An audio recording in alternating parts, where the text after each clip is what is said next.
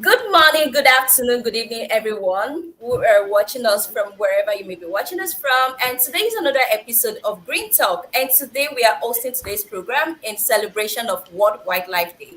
Today I will be your co-host, and my name is Temitope Abisoye. With me here, I have my co-host. Can you please introduce Afin- yourself? Good afternoon. My name is Afin Jemolo Atoni Ono, a graduate of University of Ilorin Forestry and Wildlife. Okay, thank you very much. And today we're going to be having our key speakers, who is Dr. Oladeji Sunday Oladipo, who is a senior lecturer at the Federal University of Technology, Akura Department of Ecotourism and Wildlife Management. And he is the convener of World Environmental Conservation Conference, and he has been part of several forest restoration for resilience supported by United Nations Forum on Forests, and he has also been several part of several projects. And also with us today, we have Iyanolua Shitu, who is going to represent the youth today, having an opportunity to hear from the elders and also the youth perspective. And Iyanolua Shitu is currently doing an intern with the Wildlife Conservation Society. So today we are celebrating the World Wildlife Ecosystem Restoration, and the theme is recovering key species for ecosystem restoration. And as we all know that we cannot talk about ecosystem and species independently. We need the two to achieve sustainable development in terms of conservation.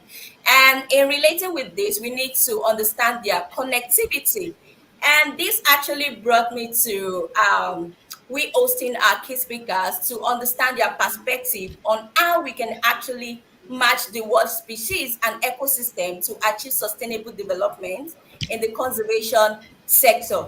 So my first question would actually go to Dr. Can you hear me, please? My first question will actually go to Dr. Oladeji. And my first question is, how can we actually achieve a good restoration project? If we want to talk about the interconnectivity of species and their ecosystem, we need to understand a good development of how we can actually design projects and how it should be done. So I would like to ask Dr. Oladeji, how well do you think that we can design restoration projects to achieve the restoration of key species in our ecosystem? Thank you very much, sir. You're welcome to the platform.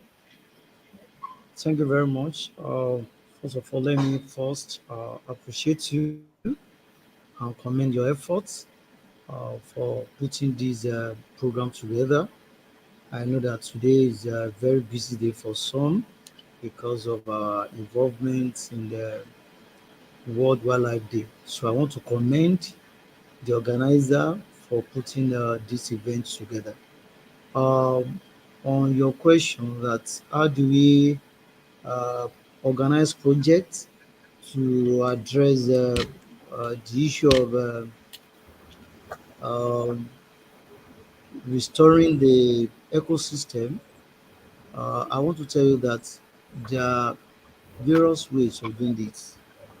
You could do it at local level, you could do it at the state level, you could do it at national level, and we could do it at international level. So it depends on your availability, your capability, your uh, the resources and whatever. That one will determine at what level you could institute or you could organize that kind of project. But as I used to tell people that the most important thing is that you influence your community. When you influence your community, then you could as well influence your state, your uh, nation, and even the world.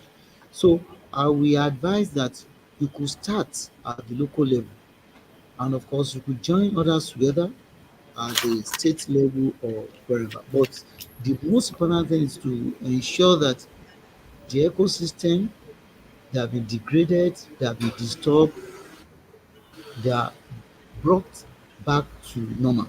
I mean, you reverse the ugly trends at which the ecosystem is. So, that's just my own perspective of it. That you could institute projects or you could initiate projects at any level, depending on those things that I've told you, financial capability or resources or whatever. So, hello?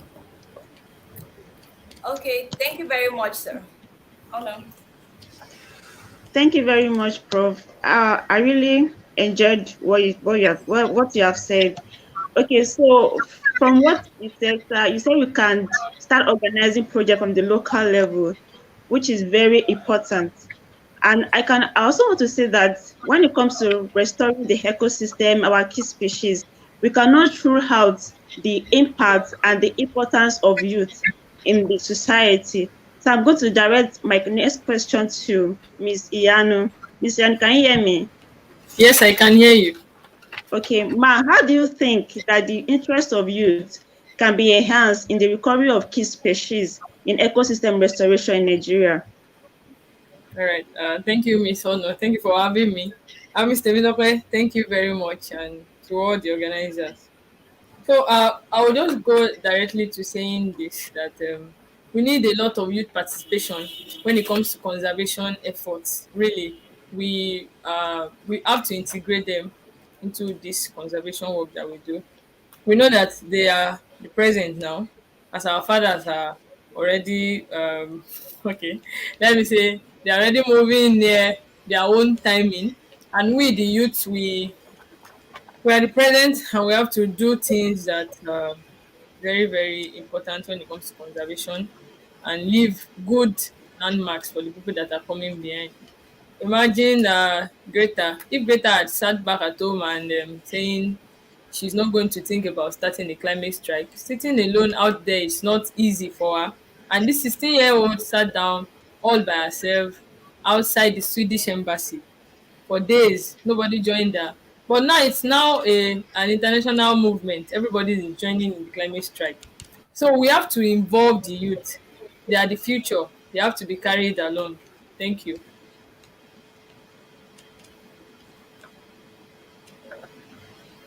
Okay, thank you very much. And it's good to have heard about the youth perspective because when we talk about sustainability, that means we need to understand the role of youth, which is not negotiable. And if we are to be real and sincere with ourselves, especially for a country like Nigeria, and looking into our economic development and also looking into the aspect of conservation, I think there's a huge challenge here because you can't actually, sometimes you can't preach conservation to people who are hungry. And this means that we need to balance the concept of development and the concept of conservation to achieve good results. So, sir, I would like to direct these questions to you. How do you think that conservationists out there can actually match the concept of sustainable development goal in terms of capacity building for livelihood and the concept of conservation and restoration of key species in the ecosystem together without conflicts and for us to achieve a good result? Thank you very much. When you look at the concept of sustainable development goals, it's a very, very wide concept. I just hope that we could be able to achieve all. From what I hear, that I learned that Sweden is leading. The country has achieved greater percentage. But if you want to look at Nigeria or Africa, you see that we still have a lot to do in achieving those goals and the targets. But used to tell people that conservation in Nigeria is at the lower end, but most importantly, by the fact that the awareness level is still so low. In most of the time, I argue with people that it's not poverty as part of the SDG. It's not poverty that make people to handle uh, biodiversity anyhow. Because look at the poverty index in Nigeria and compare with Kenya, Tanzania, where conservation efforts is thriving, you find out that in those countries you can't just go and say because you are looking for bush meat, you kill wild animals. You can't do that. You can't do that because the conservation awareness is very, very high. Even despite about that, you are feeling hungry, but because the level of awareness is very, very high, you could not do that. Take for instance what happened recently in uh, the upper north of Oyo State, very close to Kwara State, where elephant was with people for 2 weeks in that community. You begin to think of it that if that one should happen in places like the riverine area of Nigeria, Bayelsa or whatever, where we have reported cases of marine resources being killed, being manhandled or whatever. So we could see that the level of conservation awareness in that part of the country, in Oyo North or Kwara State, is very, very high. In fact, that place is border the national park. So at that level, they are beginning to have that consciousness, that level of awareness that yes, this elephant can be conserved, can be played with, can be do all manner of things. But in the coastal area of Nigeria, up to now, except recently when Marine Park has been approved, we don't have conservation effort there. Not to even talk of people creating awareness. I even wonder if you have NGO will have efforts in raising the level of conservation. So to me, I believe that what we need to do is to stem conservation, to stem collaboration, to stem partnership, to stem involvement, to stem participation, to stem collaboration. If we are able to achieve this, like what we are doing now, even when I'm feeling hungry, nothing can make me now to go and kill animals that's very, very endangered. So to me, for us to achieve those goals, as far as conservation is concerned, to achieve sustainability of uh, species or ecosystem management, all what we need to do is to stem conservation, awareness, education. If we are able to do that, all others will fall in place because when people are aware that we don't need to kill this animal because it has this benefit, because most of the time it is not only benefit in terms of eating that matters, but there's what we call uh, indirect benefit. That if you don't kill these animals, you get money that we can use to buy food. I wish that elephant was not killed. You could start a kind of community-based wildlife tourism in that little community, and which people can benefit a lot. You can imagine the number of people that will be trooping to that community now. Even within that 2 weeks, there is there was a improvement in the economy of that local community. There was a kind of pride. There was a kind of in that community. So all these things will come to play, will come in place if we are able to educate people that you don't kill these animals because there are some other things you could gain. There are chains of benefit, there are multiply effect that we could gain. So I think we are in the right track. What we need to do is let us continue to sensitize people, create that awareness, conservation awareness. When they catch up with it, all others will fall in place. That's just my own little uh, observation. All right, thank you, sir. That was an insightful contribution. When I was in school, I worked on squirrels on my campus, and at a point, I was trying to catch the squirrels to look for them, and a lot of people were telling me that bushmeat. I was so upset that these are not bushmeat. I was trying to jingle the bell, don't kill them. So I actually understand that one of the areas we are lacking in Nigeria is awareness. A lot of people don't know the importance of conservation, and also, sir, we can also look at from this aspect. You talked about poverty.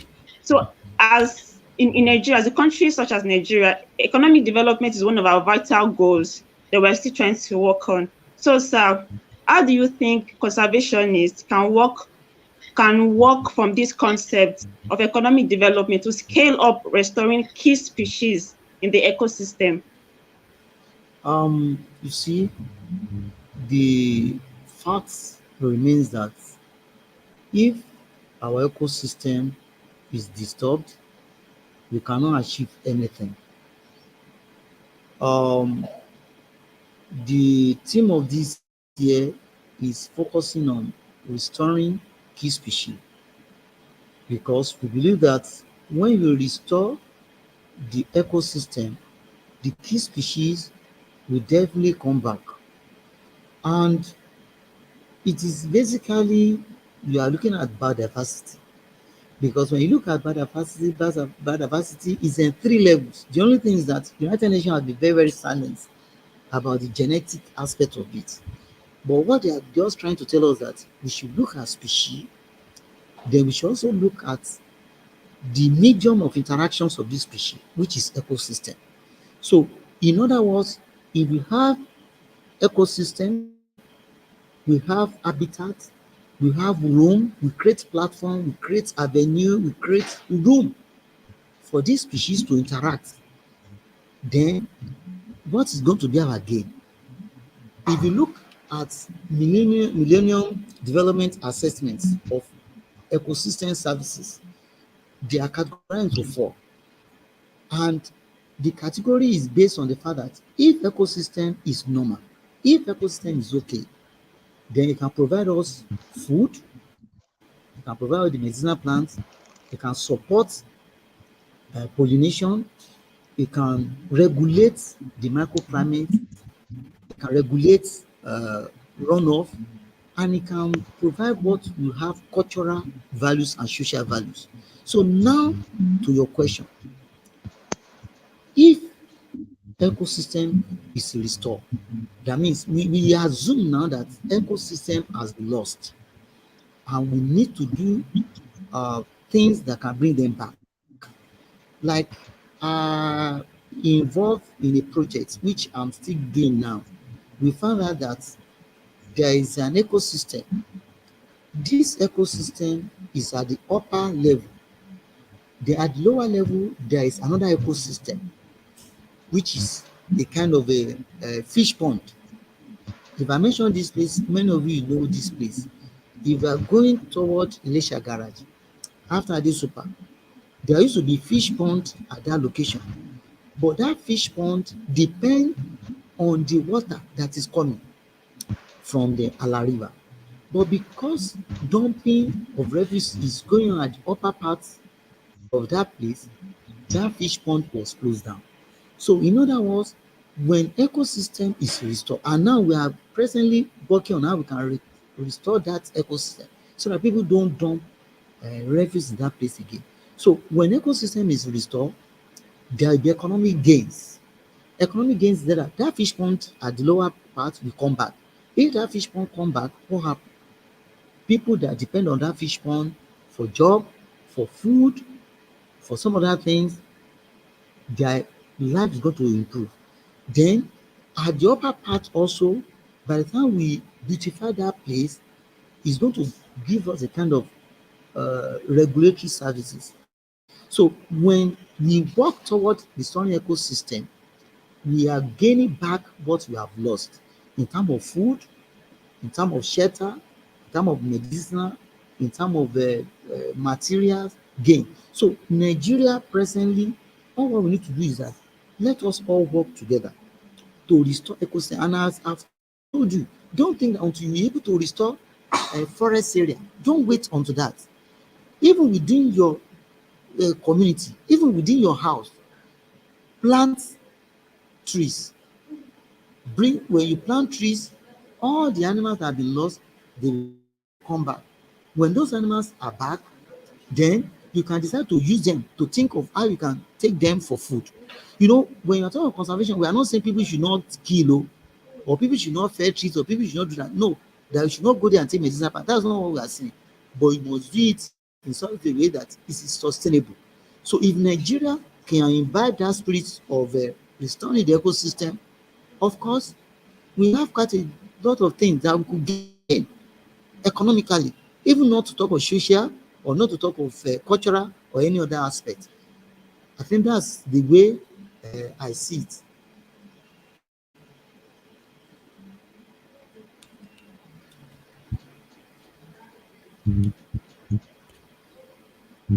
Development. That is how I will term it. Because even I've actually had an opportunity to visit some places here in South Africa. And if you would go to the aquarium here in South Africa, even you going to the forest, you need to pay some money to be able to have access and see the beauty of nature. And this money, there's a way it actually also goes into the community development.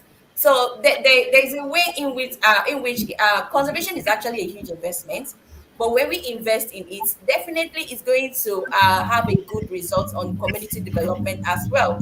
So, and I agree with you that we need more awareness and education, because when people are aware about the benefit, that is when they will be ready to take action. And so my next question will go to Iyanolua. I understand that you've had much experience at your current place where you're serving the role of an intern. And as a youth, I'm very sure a lot of youth have interest in conservation field, but most people, they are facing a lot of challenges. And for you, what would you say is the greater challenges for youth participation in conservation field? And how do you think these challenges can be addressed to have much participation and representation from youth for them to be able to make meaningful impact in this field? Thank you. All right, thank you very much. I started my internship about October last year with Wildlife Conservation Society here in Calabar, Cross River. So we spend a lot of time on field, and we get to see these people. We see exactly how it is run, like exactly how conservation goes in those communities. These people, they have the natural resource, they have thick, beautiful landscape, forests, watersheds, everything, they have it. Some people will come to us, youths, and tell us, my father farmed in that forest to send me to school. We were doing a meeting and the man was telling us that it was from that forest he raised some money through bushmeat hunting to send some of his children to school. And now we are coming back to come and tell him not to hunt in that same forest. We are doing our best as an organization with livelihood. We are empowering them with improved seedlings of cocoa and bush mango for the women, cocoa for the men, that we encourage them to replant in their currently existing cocoa farms that are not bearing very well again. So that is what we encourage. And most of our beneficiaries, they happen to fall in the age bracket of youth. We are encouraging them to come out, come and support conservation. We understand that it's quick money for them to quickly enter bush forest, go and catch shukushuku, this Korean, this very common one. They call this shukushuku is porcupine, yeah, and some other pangolin and all of that. It's very easy for them because some of them are hunters by birth, they know their way. But how do we make it interesting for them? We are providing incentives. We are making sure that they see this forest as a natural resource that they have been given, not something they want to start exploiting and exploiting till it finishes. What we used to encourage the youth whenever we get to talk to them is that this forest can finish. We tell them, some of them will say no, their father has been eating it, it cannot finish, because most of them, they see quick cash from it. Logging, people are falling black wood, every type of wood, alpha, everything, they are bringing it out, a lot of money from logging, timbering. But what we are doing is we are encouraging them. We will not stop talking. We will not stop with the conservation education. We will not stop with the livelihood investment that we are doing, just to make sure that these youth see the forest in another way. As doctor said, the forest provides two opportunities. Let me say resources, the ones that are tangible and the ones that are not tangible. The non-tangible one is this fresh air we are breathing, is some of this clean water that is coming out from the forest. The forest is like the watershed protector for most of this clean water. When we go to those communities, even some of us we drink from that water and we use the water just as a community. So that is what the forest is doing for them. And non-tangible are the non-timber forest product that they get, the rattan cane, and all other things that they use. Some of them I bring them out on social media to come and show people when I see something I've not seen before. Ogbono, bush mango seedling, which is ogbono. A lot of that is from the forest. They could go and diversify into that. We are making sure that we open their eyes to see it. We understand that youth right now, they want something that gives them quick cash and all of that. But forest is not something you want to go to for quick cash, because it's telling on us. My boss came in here 2 days ago and was telling me that it's really hot here in Calabar. It's really hot, and youths are busy in the forest cutting down trees every day. Trees are going every day. How long are we going to keep doing this when our youth, that should be the voice of conservation, are seeing the forest as somewhere they want to go and exploit, not considering the future impact of their work? They want the money, they want the money.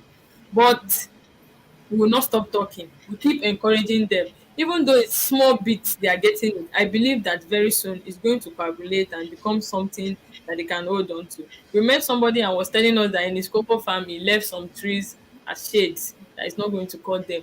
And we met recently, he was telling us that, thank you. What you told me to do, not to use herbicides and all of that. He said he's working, his cocoa is doing well, and all of that. It is small, small that they are going to pick these messages, especially the youth. They will pick it, but gradually we keep encouraging them, and we believe that conservation efforts will not go in vain. Thank you. Thank you very much, Iyanu. I believe also because someone once said that a good project needs resource and motivation. And to see Yes. the impact we really want, it means that we need to actually use incentive and motivation, and we shouldn't stop even our education and advocacy for youths to be part of this process. And I would also like to say that there is a role of on-ground projects, there is a role of advocacy and awareness, and there is a role of policy. Sometimes, if we don't have a good policy system, everything we are doing on the on ground might just be in vain. And I've actually been involved in several research recently, and we were comparing the ecosystem in general. So I was looking beyond protected areas, that is recognizing agricultural landscape and managed landscape as well. Because nowadays, these species, they are moving outside of these protected areas. They're also moving into agricultural landscape and urban landscape. We could see the recent incidents that happened in Shaki, Oyo State, the elephant that was found in or in the on farmland, which is agricultural landscape. So now on the global scale, we're looking at restoration beyond protected areas, that is recognizing the role of agriculture and urban landscape for restoration to protect these key species for continuous restoration of our ecosystem. However, there are several policies because if we look at policies in the agricultural sector and we look at policies in the ministry sector, sometimes they all have their different gain, they have different framework that actually conflict each other on this same landscape and thus affecting conservation projects one way or the other. You can talk about, for people in agriculture, their major goal is productivity. And for people in biodiversity and conservation, our major goal is to have restoration of key species and also restoration of the ecosystem. So that means that we need a policy that will bring different stakeholders to agree on the same project and the same goals together. And we need a stronger framework that will ensure that we have key recovery in our ecosystem and species biodiversity. So my next question will go to Dr. Oladeji. How do you think that we can bring different ministry to work, or how do you think that we can have a stronger framework to support conservation projects in general? Because if the policy is not in place, that means that conservationist effort is in vain. So how can we achieve a good and better framework in this sector, sir? Thank you very much. I quite agree with you with what you have said because I think we made mistake in the past because most of the time we believe that when we are talking of biodiversity or when you're talking of forest resources, then it means those of us that are in that sector. Uh, that is a very, very wrong perspective. And that's most of the time, it may not make the policy to be holistic, to be integrated, to be inclusive, to be participatory.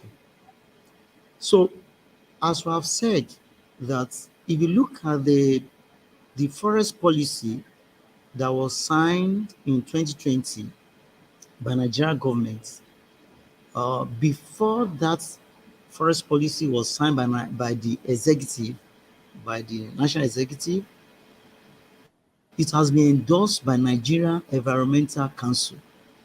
And if you look at that Nigeria Environmental Council, it's not only people in forestry. It includes people from various sectors that make up the National Environmental Council.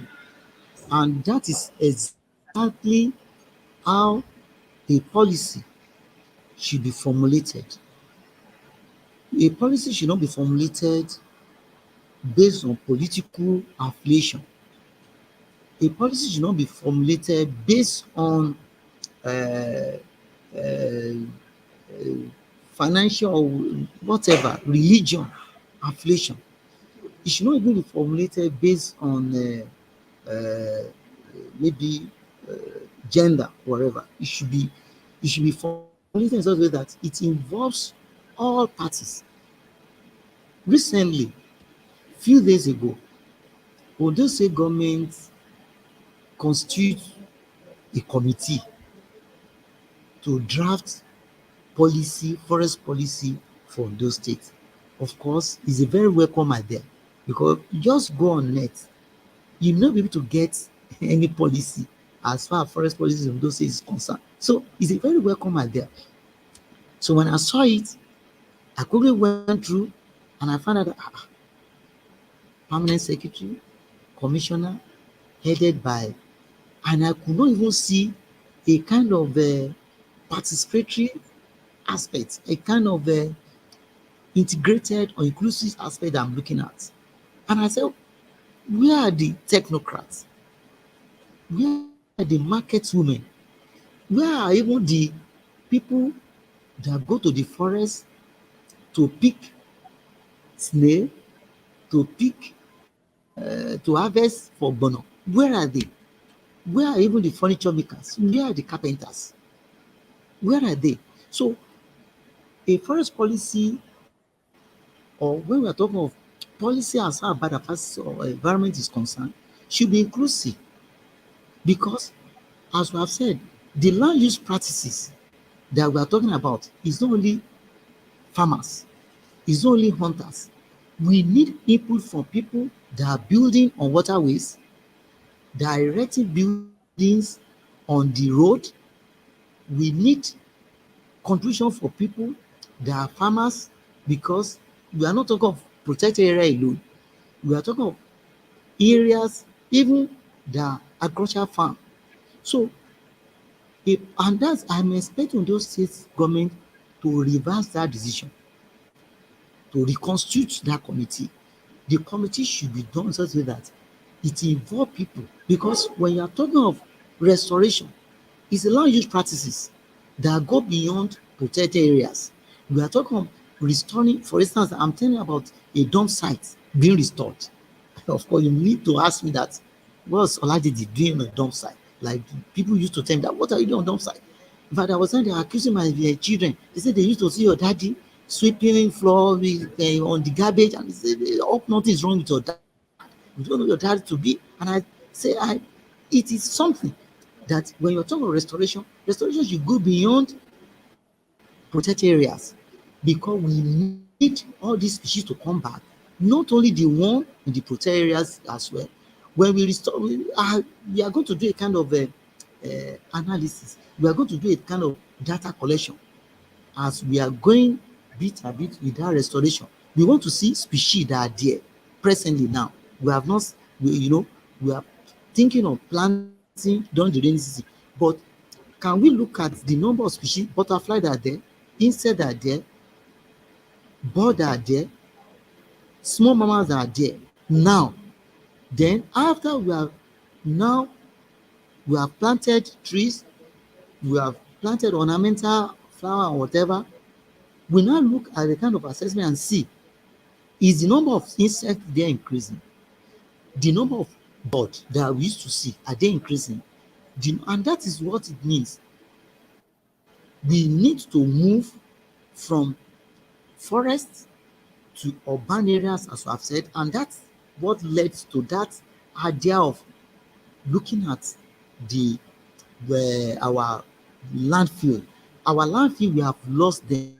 This landfill is supposed to be a place where we have biodiversity in terms of species, in terms of ecosystem, but we are losing them because some people just went and they are dumping on it. But we cannot fold our hands. By the time we regain that place, beautifying it, putting trees, doing whatever, all those things that we have lost, they are going to come back. So in policy formulation, we need to be very, very, we need to be uh, to our way, we need to be very, very conscious, let me put it that way, of the fact that yes, we are forester. We are planning on how we are going to restore our ecosystem, but we must be mindful of the people on the other side. What are people on the other side? The architects, the urban planner, the waste management officer, the farmers, all of them need to be brought to the table. It's going to be a round table. The another thing also is that policy formulation is not something that we can do maybe within a shortest time. We want to know how many forests we want to know. No. It takes time. Brainstorming, technocrat, professionals. We need to bring ourselves to the level of the way people that are gathering firewood, they are seeing it. People that are going there to pick up bono, to pick whatever, they are seeing it. So it takes time for us to agree, for us to come together and say, yes, this is how we want to go. So, as we have said, Temitope, that is the right perspective to it. Protected areas, by IUCN category, they are there.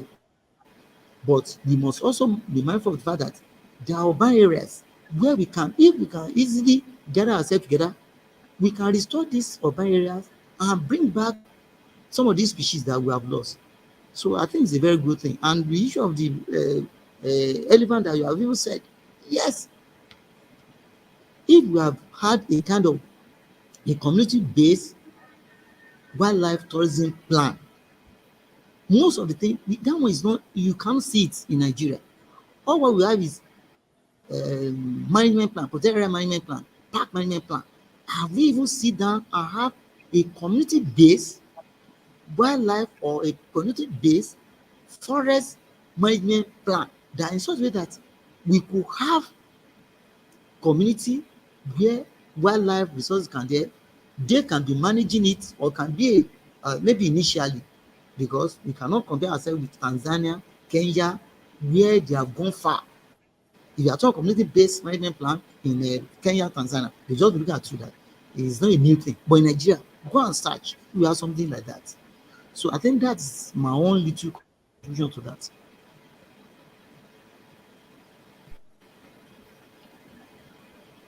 All right, thank you very much. I have made so much points. Yeah, there is need to bring in the urban, the waste management officers, the farmers, including the protected areas, in order to establish restoration of these key species.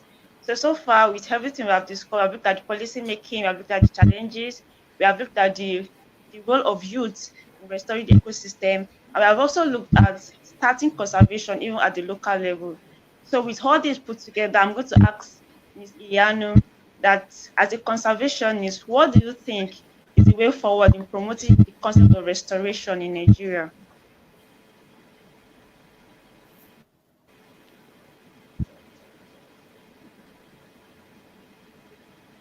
Can you unmute, please?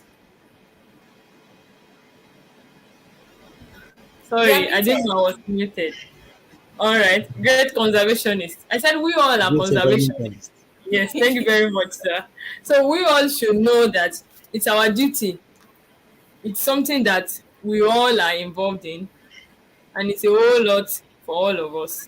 It's our environment we are talking about. It's not some far space or something that we are discussing here. We have to ensure that everybody is carried along.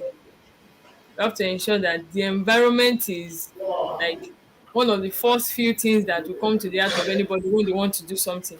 Before you think of taking your car, if you have a bicycle, you consider the environment, my carbon footprint. What can I do? How can I reduce it?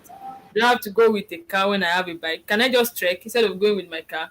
Those are the things that we want everybody to always think about when we talk about the environment. We all should become a conservationist. I wrote one post on Facebook and I'm like, we all should be conservationists.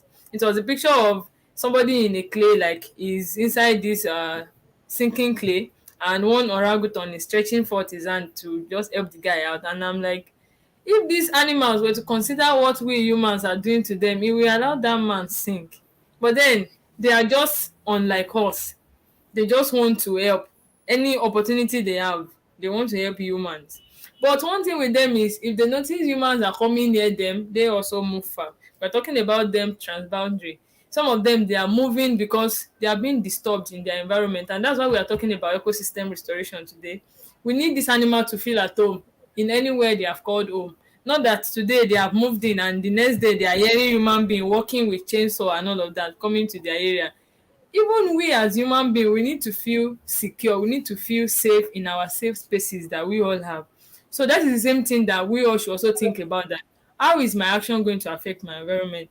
Dropping a used plastic bottle by the roadside, rain falls, drops it in the gutter, goes to block a drainage somewhere, water flooding, all of that. We all should also at every point consider our actions, how they relate to the environment, consider what we can do to reduce the carbon footprint. If we are to start today, everybody to say, okay, we are all parking our cars today, it will take the number of years it has taken the carbon that is currently in the atmosphere to build up. It's going to take that same number of years for it to come down. So that is one thing we just have to keep thinking about. I know most of us, we think that it's luxury, it's easier, it's fun and all of that, ACs because of the heat and all, but they all have effect on the environment. And when we all have this conservationist mindset, we go easy on our environment, and our environment too goes easy on us. As I read somewhere as an undergraduate, that our environment is our mirror. Wherever or however we have left it to be, it's the same way we are going to become. We just have to ensure that we don't stop talking in any way, in every opportunity we get. We tell people that our environment, we don't have another planet, we have just this one single planet, Earth. It's not like when we are done with this one, when we finish utilizing this one, when we finish chopping down all the tree, when we finish polluting all the river because we want to catch fish, we are going to one planet Mars. No, we are here, and we have to just do something to salvage planet Earth. And we all should be conservationists. Thank you. Thank you very much. Like you have said, and Dr. Ladi just said, like it's not like we are telling these people not to use, but they should use sustainably in a way that we can have for the future as well.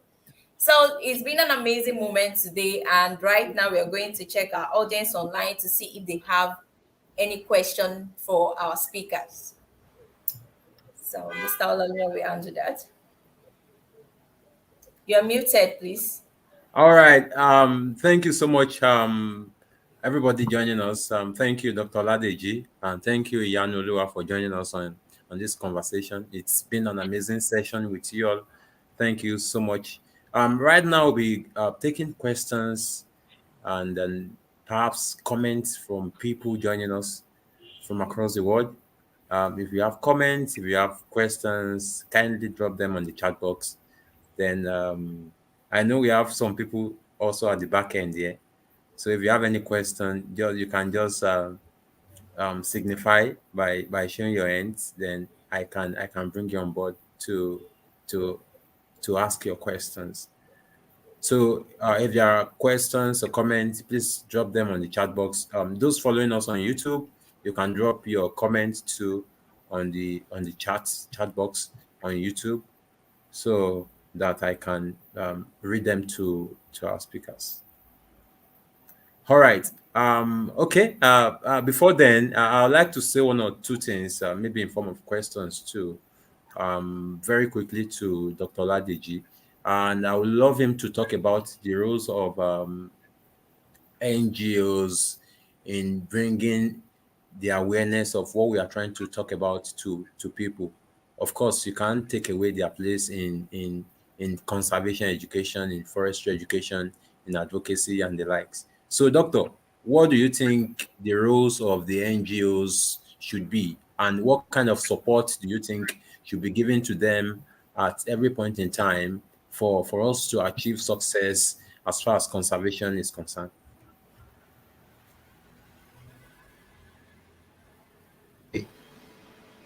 Hello. Okay. Am I muted now? Yeah, please go ahead. Please go ahead. Okay. So we have lot of roles to play. Um, we uh, we have quite a good number.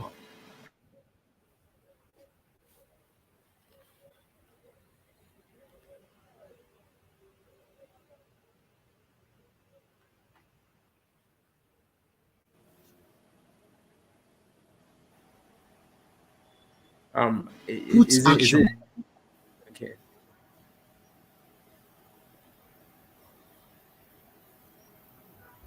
Okay, I think Doctor's network is a bit itchy. Timmy, can you hear me?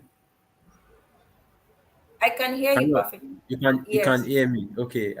Just unfortunate that we can't hear Doctor at the moment. Or can you hear him? Oh, okay, No, I okay. can't. All right, no problem. So before it comes back, okay, I think it's off the call. Maybe his network is a bit itchy. And to continue with the conversation too, just like I asked Doctor, um, NGOs NGOs have a lot of role to play as far as conservation education is concerned. There's a place of the advocacy. There's a place of you getting people involved. You telling people to they tend to enjoy as far as protecting nature and biodiversity is concerned. So at every point in time, and I think it's always important for us to continue to do more. What we are doing at Eden World Conservation Initiative is a very beautiful example, and by standard, we shall continue to do that. And by virtue of time, to and space, we are going to broaden our scope the more in reaching out to people as far as conservation is concerned. All right, Temi, I think we can have the last words Okay, thank from you very Yano much. before we Iyanoluwa, so we do would this like to meeting. ask you, do you have anything to say to the house or more contribution that you would love to say? All right. Thank you very much. I must also take this opportunity to appreciate the great work you are doing. Doctor is here. Do you want him to talk now? Yeah, No, you can continue. continue. You can continue, Okay. Yan. Continue. We move back to Doctor later. Okay, so thank you for the great work you are doing in pushing conservation, and the fact that we have youths driving this is so amazing and something that I really cherish. And thank God for Doctor. He was my lecturer back then in FUTA. I was a student for the whole of the 5 years in ecotourism and wildlife management department, and he poured so much on us. As a 300 level, I was the president of the club he founded when he was also an undergraduate, the Environmental Conservation Club. He also runs a lot of programs and projects, and he involves his undergraduate students. So one thing is we have to ensure that youths are involved as early as they can. Thank God for Doctor. He saw me then with this small passion I had in me, and then he helped me, groomed that passion, pruned it, and developed it for me. And now this is me here running with that passion and lighting under people's fire just with the same passion he has helped me with. We just shouldn't stop talking. We should keep talking until this message of conservation sinks. Thank you for having me. Okay, that was great, Iyanoluwa. Moving back to Doctor, we lost you at some point. We couldn't hear you again. So we would like you to talk about the role of NGO and how NGO can actually key into conservation of key species for ecosystem restoration and be much more effective in the country, especially on the on-ground projects. Thank you very much. We have a lot of role to play. But the challenge is very enormous. We are thinking of a community, a nation, where the conservation awareness is very, very low, where poverty is striking. We are also thinking of a community where we have large percentage of youth. We are thinking of a community where people are tense up. We are thinking of a community where people throw waste anyhow. So that one will dictate our actions. So our actions should be, how do we raise people consciousness? Like what we are doing now. What we are doing now is one out of the method that can be used. And I also want to commend you in terms of awareness. You are catching up. I could see so many programs that you organize and even bringing these ones together, but you are doing one. Don't forget, as I've said, you are doing one out of many. You are still have so many that you have not done. One. The second thing is that actions. I've not been seeing you putting actions to what you are doing.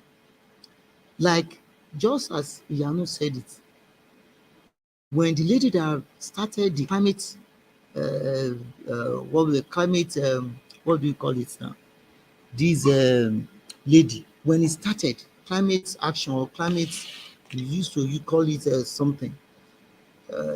When she Climate started strike, right? at the embassy, she started alone. When I started the aspect of waste in Akure, I started alone. Every Monday, when I'm leaving home, I will pack broom, I will put my packer, then I will start from Futa Junction. I started until I entered the town. So you need to start actions.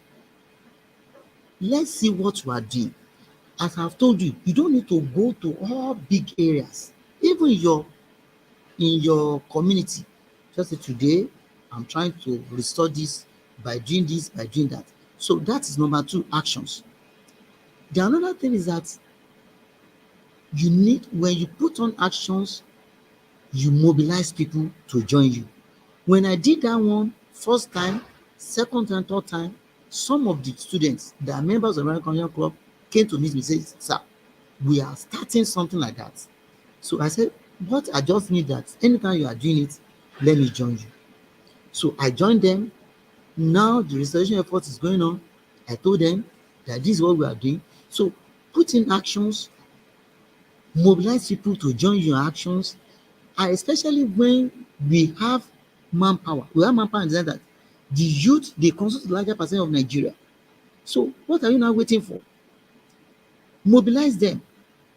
Don't mobilize them by saying, "Okay, let's go." You will be the first person to do it. You must go and do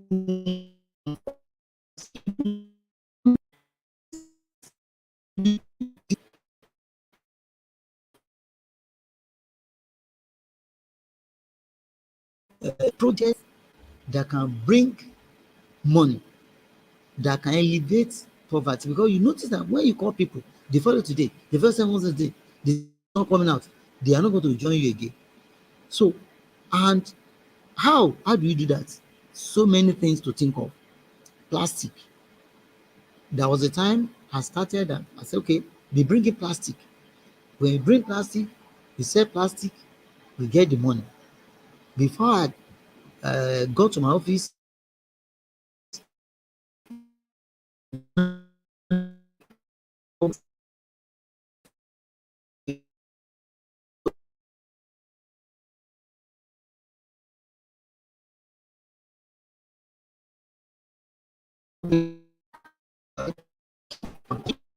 already, please continue. But match it up with actions. Think of how you could alleviate or meet the needs of these people. Then awareness creation, there are many ways. Just as Diana has said, we do street campaign, we do virtual online as we are doing. Together with Yano in 2018, we started World Environmental Conservation Conference together. We started together because we felt that going on the street may not be enough again. We need to have a kind of platform where we can bring people, and that's what led to that conference that we are doing. So awareness campaign, let us move beyond that level to actions. Let me see Temitope restoring the ecosystem within that liquid area in South Africa. Let me see Yanulua doing something within that ecosystem. You know, ecosystem may not mean the marine ecosystem, may not mean large river. Ecosystem can just be, even this place that I'm sitting now is an ecosystem. So it might mean putting efforts to restore this place. And let me see Afi Juomo doing something. So not calling me on online again, but sir, please come. This place before last year, this is number of biodiversity or species that we have.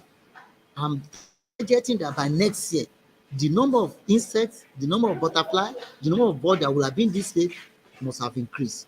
So let us see us doing that, and let us see how we are. The another, let us see how we are helping ourselves in terms of money, getting money.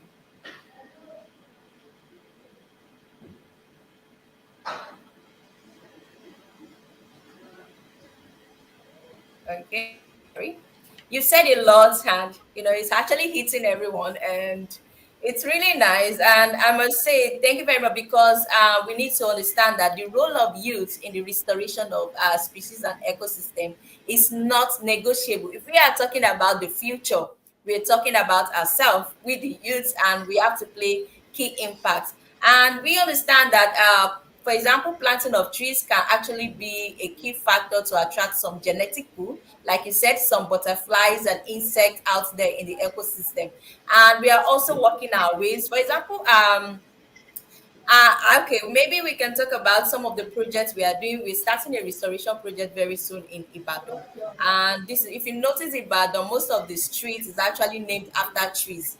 And we are working towards restoring the urban landscape, bringing back some of these indigenous tree species to not just for restoration purpose, but also to bring back the heritage of most of this landscape. And we've also been part of tree planting activities in the past, and we are still doing it. So thank you very much, sir. It's good to learn about the role of we youth, especially in plain advocacy and education. People will not take action except they are informed. So it's good to have learned. Thank you very much, sir. Thank you very much, ma. And we are Thank glad you to very have, much. have you as a key host, key speaker today. So I'm handing over to Mr. Laulua to round up the session. All right. Thank you so much for joining us today. Special thanks to Dr. Ladeji. You know, we've been together and we've Pleasure. worked together on several projects too, in Ondo State, Nigeria. And Iyanu too, we've actually worked together too. Yeah. And then we must sincerely appreciate everybody. You know, this platform is made up of, I was just looking at it. Doctor is a wildlife person, Iyanu wildlife person, Honor is a wildlife person too. Temi has transitioned from forestry into wildlife. Yeah, I think he's combining two now. But I think I'm the only pure forester here anyway. But it's always good to work together to conserve the environment, to conserve the biodiversity, and to see how we can balance things, and to most importantly to get people better informed of what we are trying to do. It's always great to have everybody join us each time we beckon on you. Thank you so much for believing in Edinwood Conservation Initiative. We are always proud to bring you events and happenings as far as conserving the environment and conserving the biodiversity is concerned. So I would like to crave your indulgence to watch out for our upcoming projects. We have a lot of projects, a lot of programs to in line with you. And this month, just to let you know, on the 21st of this month, March 2022, we shall be meeting for the International Forest Day too. So we'll be having a platform like this to also discuss the trending issues as far as forestry and restoration of the ecosystem is concerned. So once again, I must appreciate Dr. Oladeji for joining us. Thank you so much, Iyanu, too, for joining us. We sincerely appreciate you. On behalf of everybody at Thank you very Edinwood much. Initiative, we want to say a very big thank you to you. And right now, I think I would like to hand over to our host to round up the session. Then we end the call. Thank you.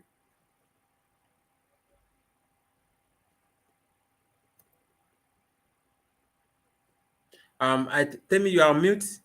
Temi. Okay, Unmute. thank you everyone for joining us, and we'll be having our next Green Talk, like Olaolu have said, by March 21st to celebrate the International Forest Day. And we hope to see you by then. Till then, bye. Thank you. Bye. Thank you.